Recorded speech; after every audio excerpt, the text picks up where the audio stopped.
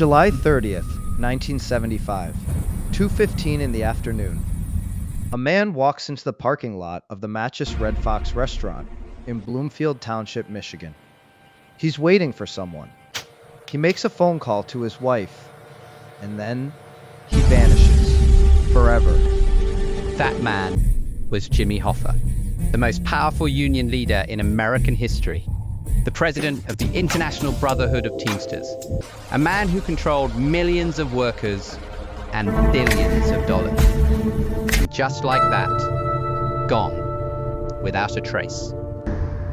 See, Hoffa wasn't just any union boss, he was the union boss. At his peak, he commanded 1.5 million Teamsters. Truck drivers, warehouse workers, the people who moved everything in America. Cross Jimmy Hoffa, and your goods didn't move. Your business didn't survive. But there was a darker side. The FBI had been watching Hoffa for years. His connections to organized crime were an open secret. The mob used the Teamsters pension fund as their personal piggy bank.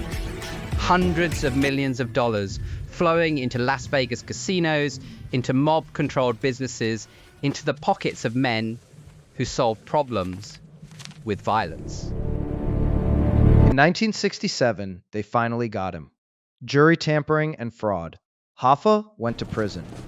But even behind bars, he never stopped fighting. He was convinced he'd get back, that he'd reclaim his throne. And in 1971, President Richard Nixon commuted his sentence. But there was a catch, a cruel, suspicious catch. Hoffa was banned from union activities until 1980. Some say the mob had Nixon's ear. Some say they wanted Hoffa out of the game permanently. But Hoffa wouldn't accept it. He couldn't accept it. The Teamsters were his life, his identity, his power. He launched legal challenges. He gave speeches. He gathered allies. He was coming back whether they liked it or not. And that's when the meeting was arranged. July 30th, the Machus Red Fox restaurant. Hoffa believed he was meeting two men, Anthony Giacalone, a Detroit mob captain, and Anthony Provenzano, a New Jersey Teamster with deep Mafia ties. Both men later claimed they were never there. Hoffa arrived at 2 o'clock. He was seen pacing in the parking lot, looking at his watch, clearly agitated. At 2:15, he called his wife. He said, "Where the hell is Giacalone? I'm waiting for him." Those were the last words anyone ever heard from Jimmy Hoffa. Somewhere between that phone call and 2:30, he disappeared. No struggle, no witnesses, no body, nothing. It was as if the earth had simply swallowed him. The FBI launched one of the largest investigations in American history. They received thousands of tips. They dug up farms. They searched landfills. They even tore apart entire buildings. They investigated for decades and found nothing. Absolutely nothing. The theories are endless. Some say he was shot in the back of a car and his body was crushed in a junkyard compactor. Some say he was buried under Giant Stadium in New Jersey. Others claim he was dissolved in acid, or encased in the foundation of a building, or ground up and mixed into a concrete block. There's even a theory that he was driven to a mob-owned house just 15 miles from the restaurant and killed within the hour.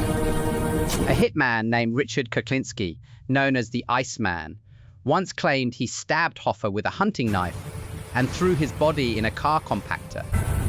But Kuklinski was known to lie, to brag, to take credit for crimes he didn't commit.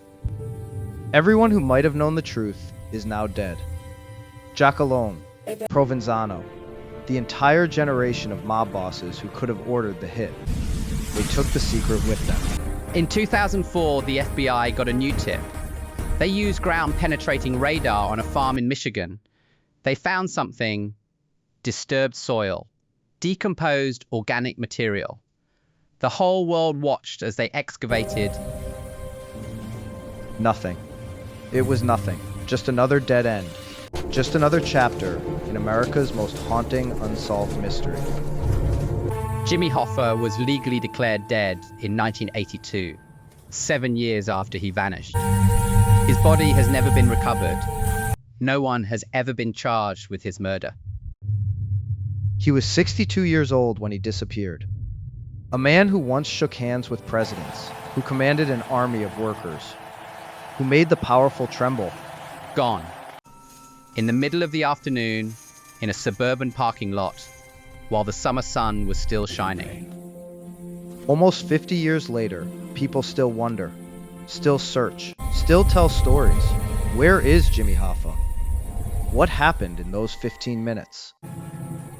The mob knows. The dead know, but they're not talking. And the parking lot of the Machus Red Fox restaurant sits quiet, waiting, as if it's still keeping the secret. Some mysteries were never meant to be solved. What do you think? Whether the mystery will ever be solved or remain unsolved? Comment below.